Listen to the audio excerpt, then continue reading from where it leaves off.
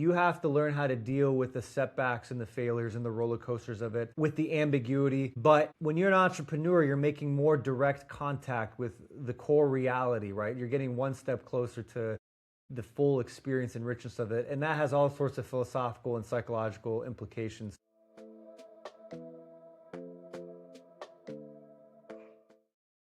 All right, Drago Dimitrov, welcome to Beyond Fulfillment. Dave, thanks for having me. Yes, sir. Thanks so much for taking the time. So, Drago, you are an entrepreneur, and you've had quite an interesting journey thus far. Even though you're still relatively young compared to many of the people I interview on this show, you've had multiple businesses and a very successful exit, and now a new project too that you're starting and growing. But just to set the stage for our listeners, can you talk about how and why you became an entrepreneur?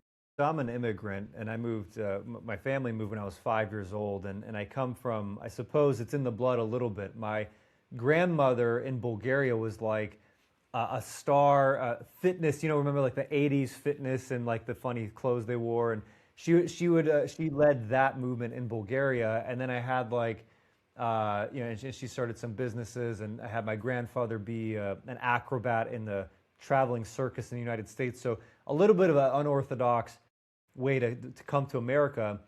And so I always had this feeling of, wanting to find a problem, solve it, feel like you're controlling your own destiny, because maybe when life feels out of control, you want to be able to do things. And it could have been a pride thing that, now over the years I've kind of learned humility about. But when you think you can see how to solve a problem, you don't want to be told by someone else who knows less than you, and, right? So it's like contact with the true nature of things and being able to lead and guide the way to a path to clarity for people. It's a lifestyle thing too, so as long as you like the high risk. So anyway, there's a lot of dimensions to that, but that's like the executive summary. Yeah, for sure. And a lot of people think they'd love to be an entrepreneur, and then they get into that high risk territory, and they're like, "Whoa, I don't know if I signed up for this." Right? So, Yes. certainly delve into that. So you gave us some context on why. So how exactly did you get into business? Yeah, well, getting into business more broadly. So my journey from the career was, I start off in finance because that's what the competitive people were doing. That's a way to really demonstrate and flex, prove yourself. And that was kind of my mindset. So I got into the hedge fund, Wall Street, New York City kind of environment, high yield bonds, leveraged loans, distressed debt, these type of things. And that was very intellectually stimulating. I learned a lot about how things work, how the world works. It's like, how does this product right here work? How is it manufactured? Restaurants, healthcare, I mean, you name it. But I felt this lack of satisfaction because I was doing these things and I was moving numbers and generating bigger numbers, right? But like, what was I actually doing concretely? What value was I adding and contributing, making something exist that didn't exist before? And so I had that itch to scratch. And I then went to business school at the University of Chicago Booth, where I was, involved in venture capital then, shortly after, and also technology and building software, and then had independent consulting. So I entered this like, I want to build things, I want to solve problems mentality, but I always wanted to find the idea, the right thing to work on, the right thing to build, to be an entrepreneur. But I did it in a diversified way where I had a couple of things going on at once, making sure I have some money. And then when I found the thing, dive in head first, make that the full aspect. So I took a portfolio approach that then allowed me to dive in, and I staged it, as opposed to like, going from a completely cold turkey. Okay. All right. So you had that finance, that Wall Street background, and you kind of took a portfolio approach to really building your business career. So what was the first company? So yeah, the first company, which did not succeed, though I'd like to say I still think it has a chance now, but it's a ballroom dance or dance studio management software called Swivel. Now, why would I pick that industry? So my wife and I, we started with our wedding dance. Instead of being the couple that wants to rock back and forth, like, we wanted a cool wedding dance. So it was super choreographed. We got obsessed. We got hooked. Then we started performing dance shows. Then we started going to competitions, traveling. We became national champions in our amateur category of ballroom dance. So we were obsessed. I mean, this was a huge arc, right, that developed between my wife and I. And then it's like the business thing was like, well, I see how this industry could be better. Like, there's so many broken things in the student and the teacher interaction and the studio management. So I built the software. And I'm happy to share, there's 3 lessons in that we can go into, unless you want to take it somewhere else. But let's.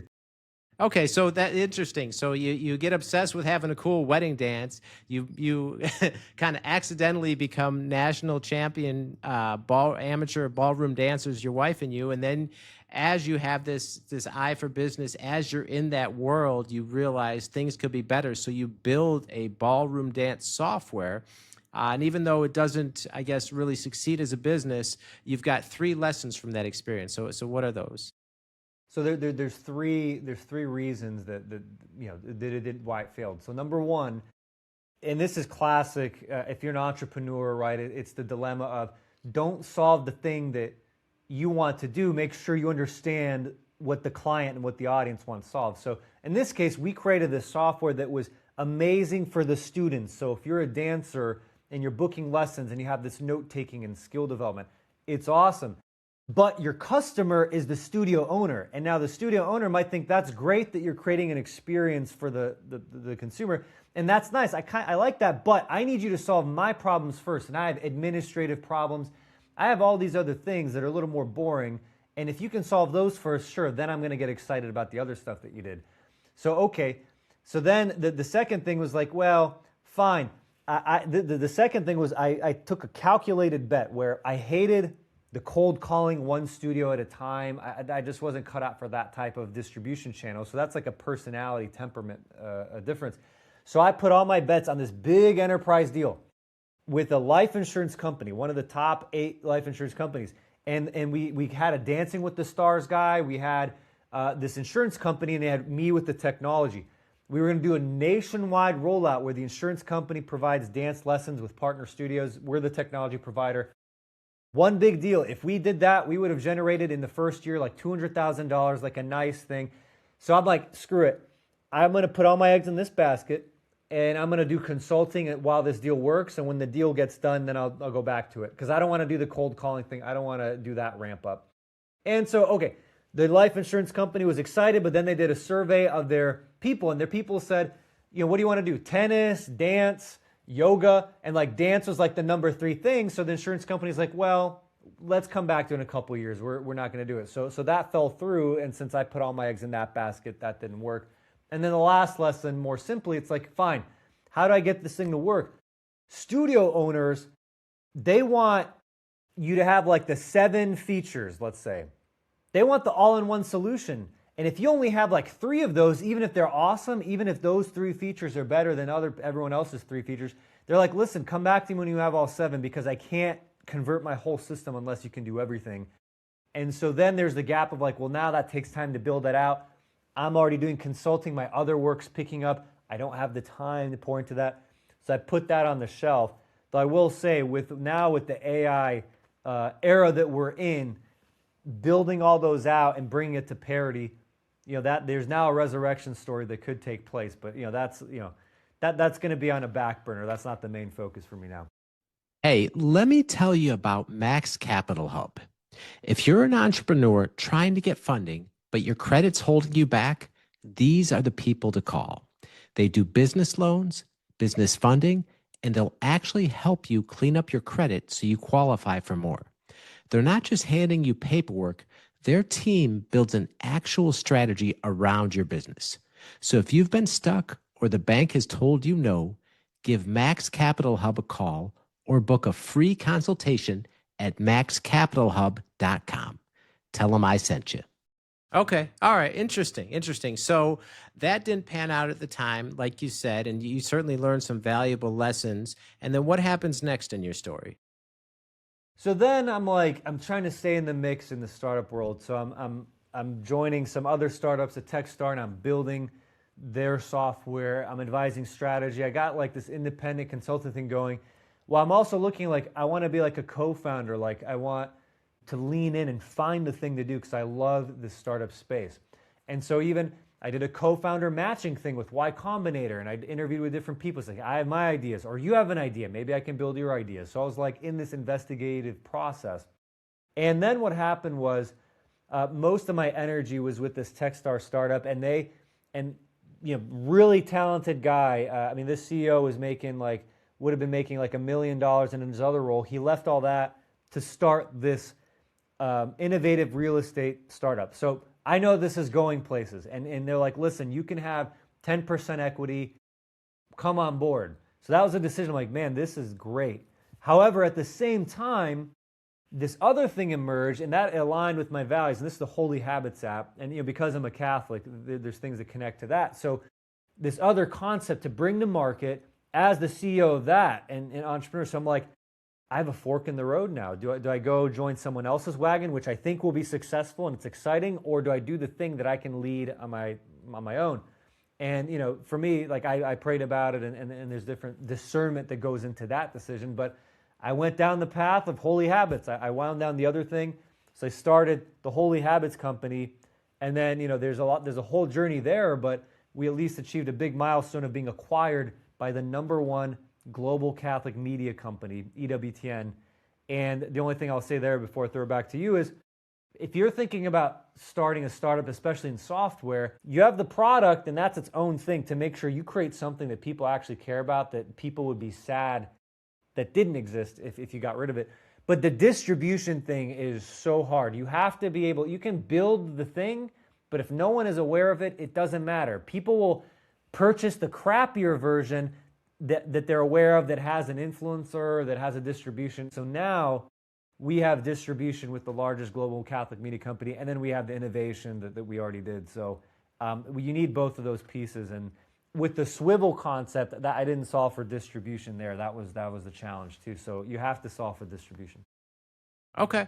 Wow. All right. So you're certainly taking a very tactical and investigative, intellectual approach to all these different things you're doing, and really taking time to analyze and evaluate what did and didn't work and why. Love that framework as an entrepreneur. So let's talk about the Holy Habits. So you chose that. You had this fork in the road. You had two different directions you could go. You ultimately chose Holy Habits, clearly because it aligned more with your values. So talk about the process of growing that company up until the acquisition. Yeah, well, so first of all, what's the problem that we're solving here? What's the problem that we're solving? In the Catholic space, but I think other spiritual traditions might be able to resonate with this as well. There's a concept called spiritual direction, which is really a coaching, a mentorship. So like, let's say, Dave, you decide, I want to be a virtuous guy, and maybe you already think that way, right? But let's say, whoever's listening, I want to grow in virtue, right? Prudence, wisdom, patience, like all this stuff. You have a coach.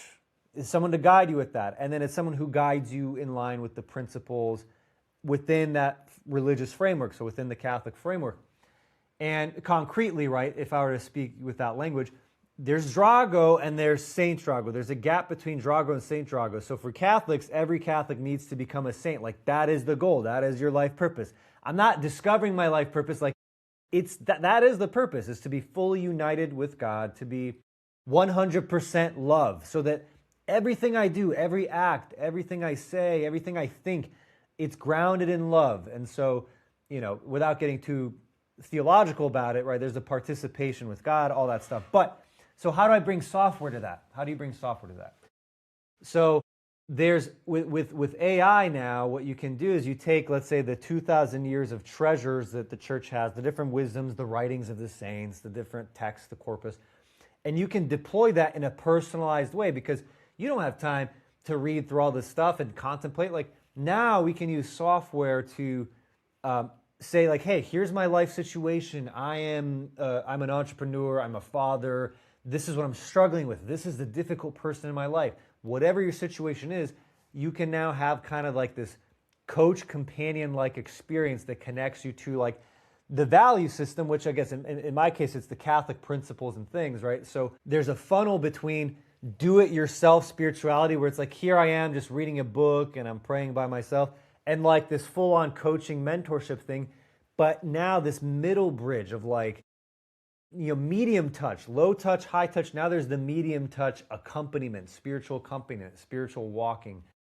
And, what started off as just a simple Catholic habit tracker, habits for Catholics, it really became more of this broader vision that I just described to you here. And so there's a lot of a product design kind of thinking. There's also understanding what the market needs and what they're looking for, how to message it.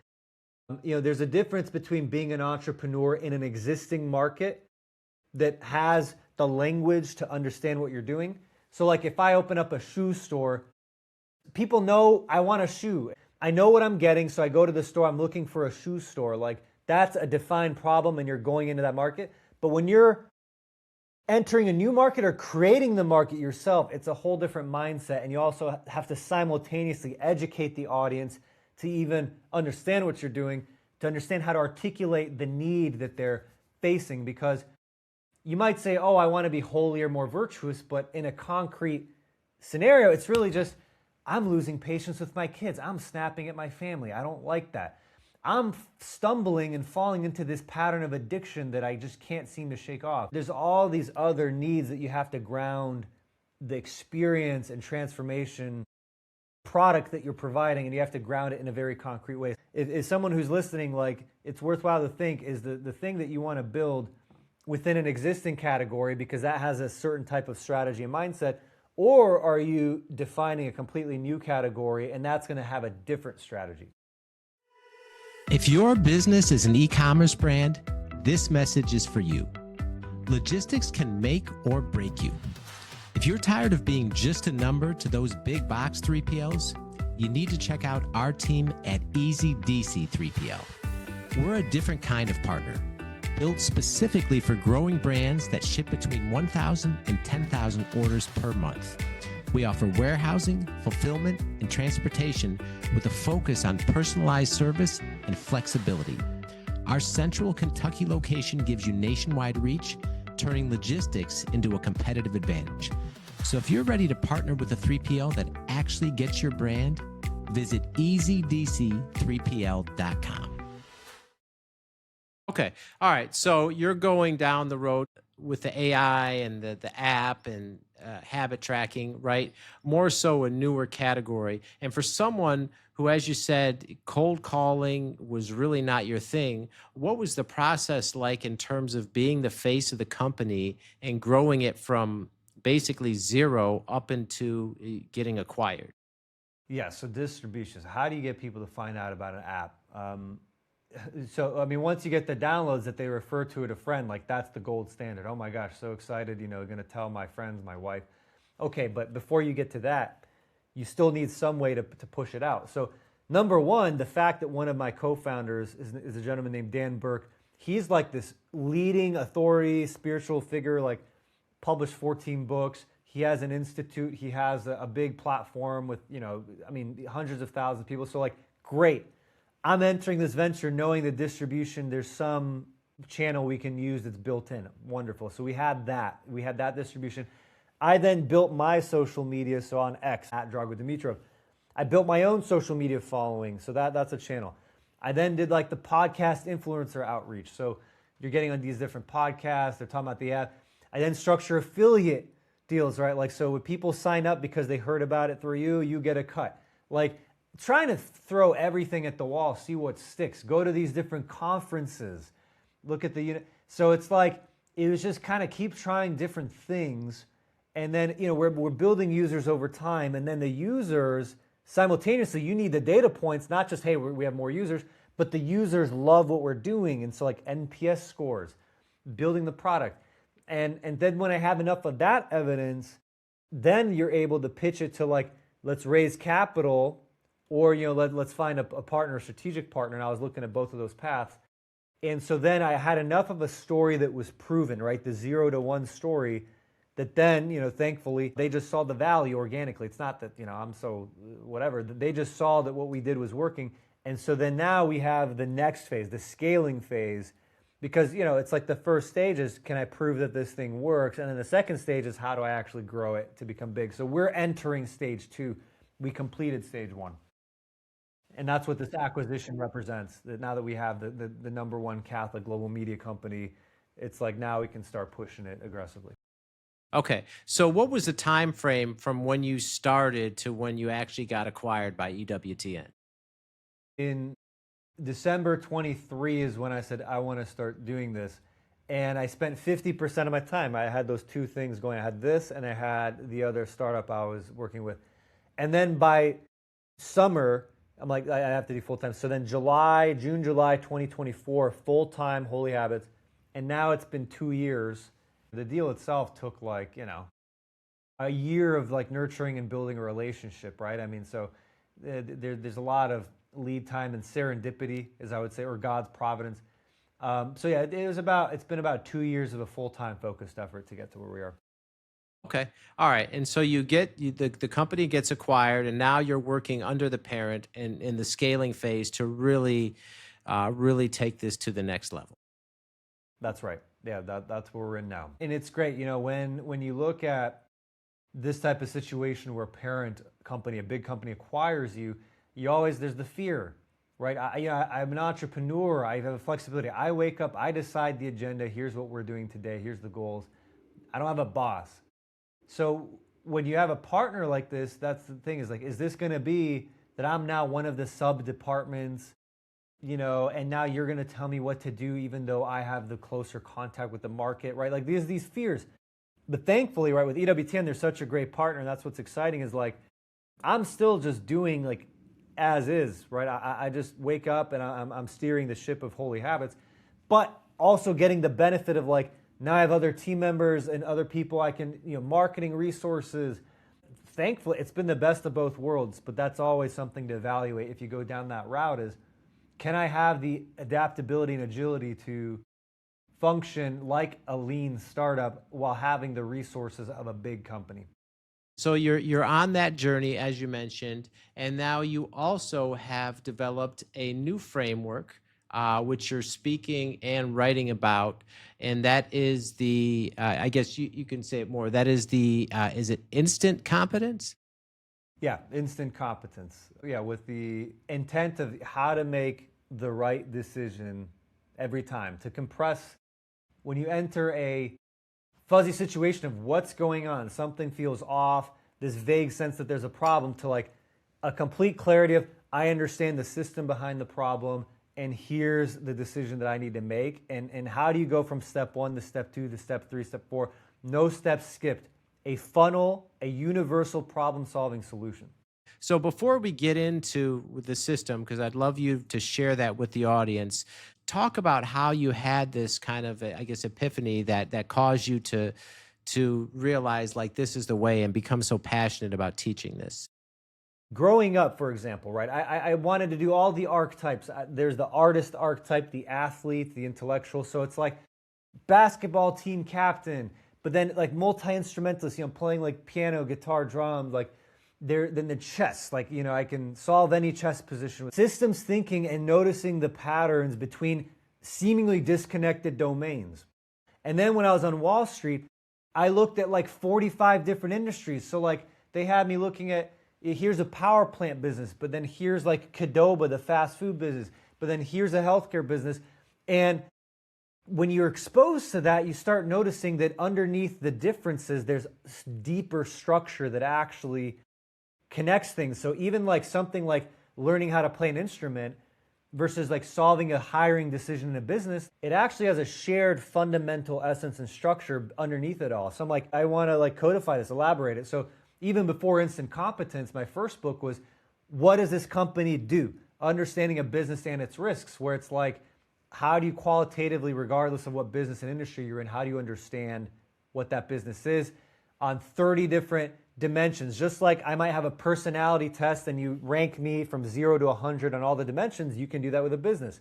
And then because I was obsessed with chess, and chess is all about, you take perfect information and then how do you find the right way to thinking? How do you sharpen your thinking? I'm like, I see a way for decision making it hasn't been addressed. Like you look at the big decision making frameworks and step by step, the market didn't have it. So I'm like, I feel compelled to do this.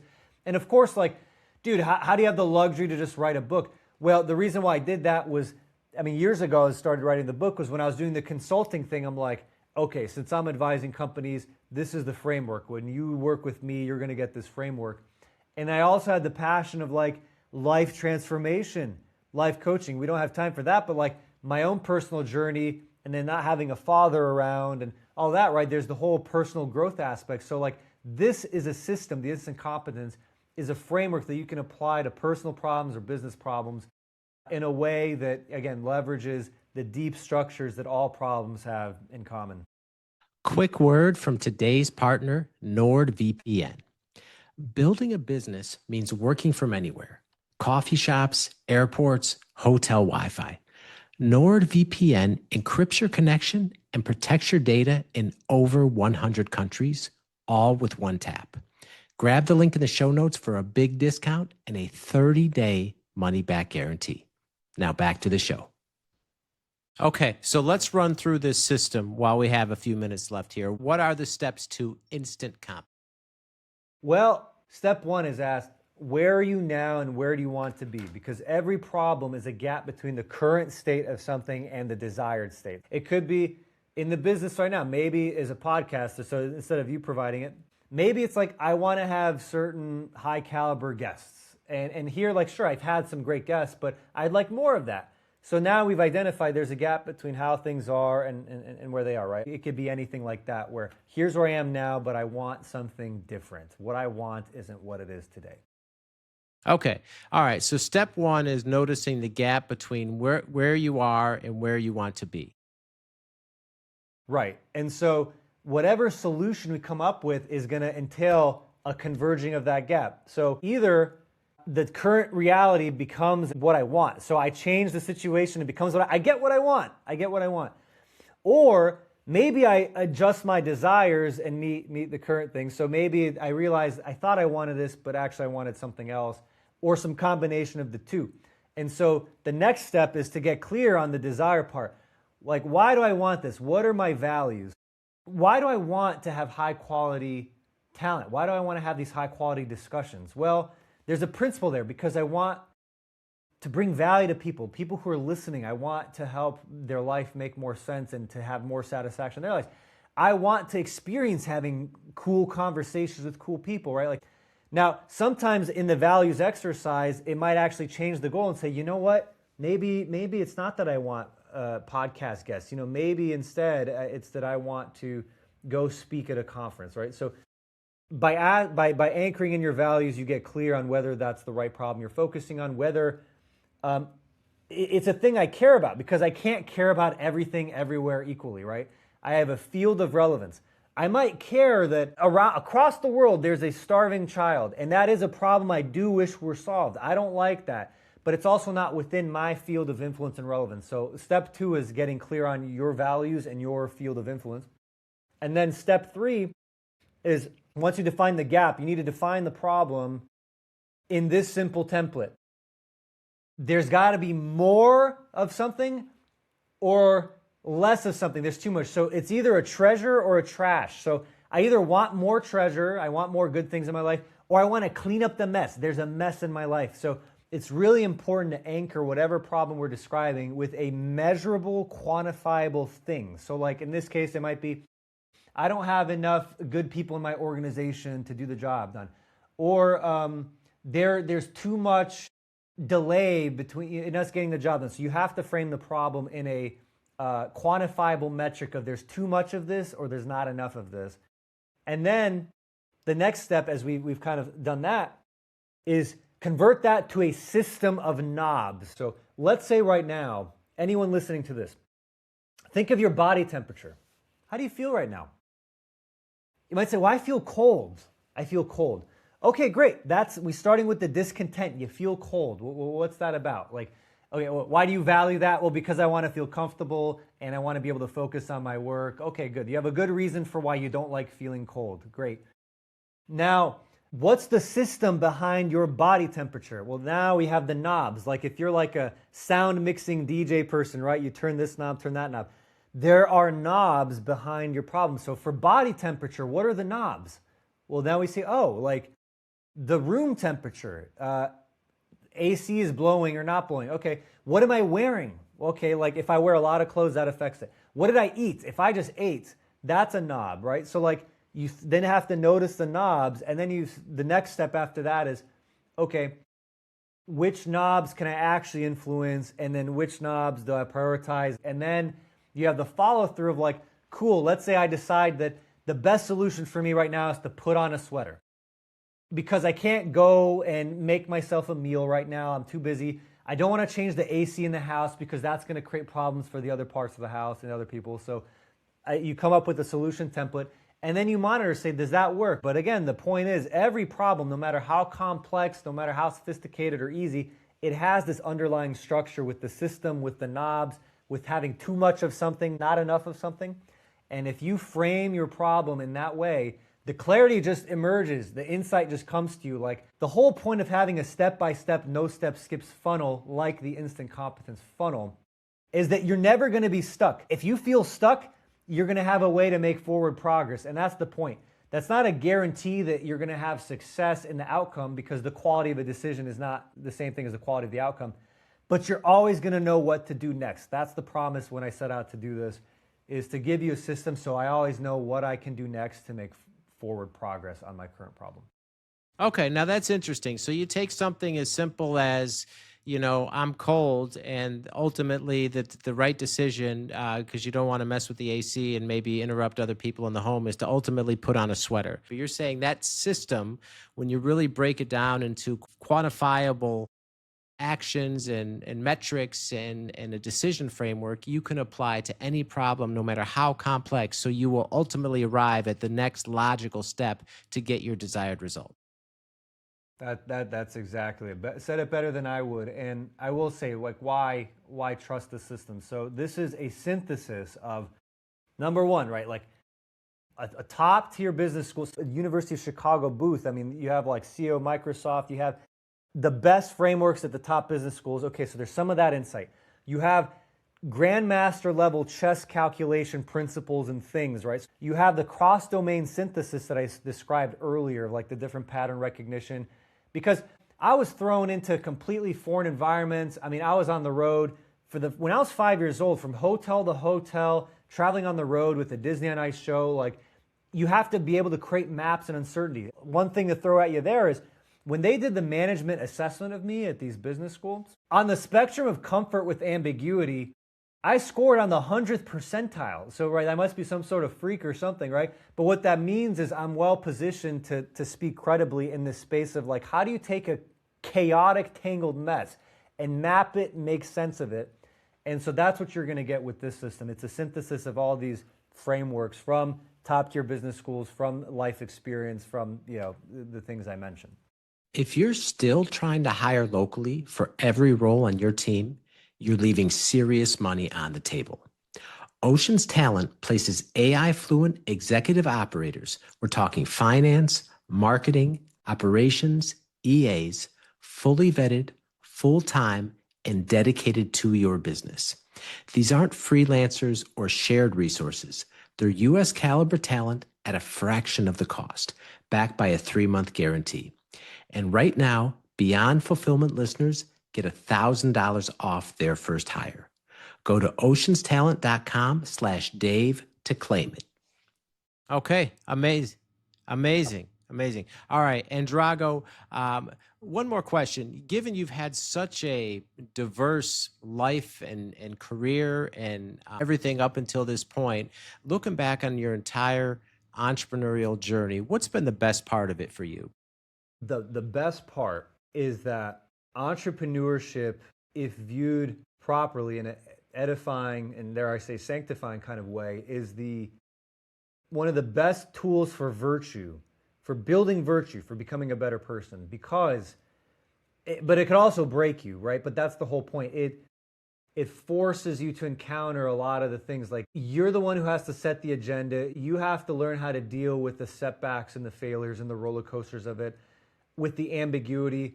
You have to deal with what it's like. If you're employed for someone else, you receive, here's the things you need to do, and you get paid, right?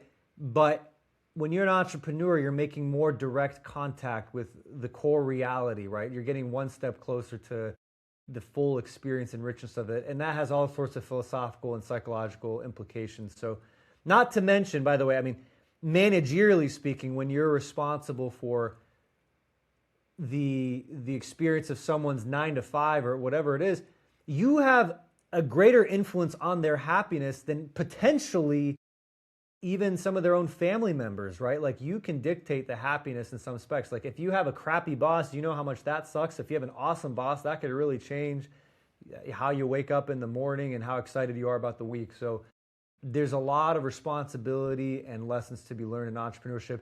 Not just, yeah, you can make money and all this stuff, but like, that's what I would say. It's been a rewarding spiritual journey, and it just helping you actualize the full human expression of who you were meant to be. Okay, love that. All right, and Drago, if people want to connect with you, learn more, find out more about your work, what's the best way people can find you online? So I'd point you to two things. You have the X at Drago Dimitrov, and then you have my Substack as well. You can, the link for that is drago.life, and so I'd point you there. Okay, and we'll link all that in the show notes for everyone. All right, well, Drago, thank you so much for taking the time to be here and sharing all this incredible wisdom from your journey with our listeners. We greatly appreciate it. Thanks for having me, Dave.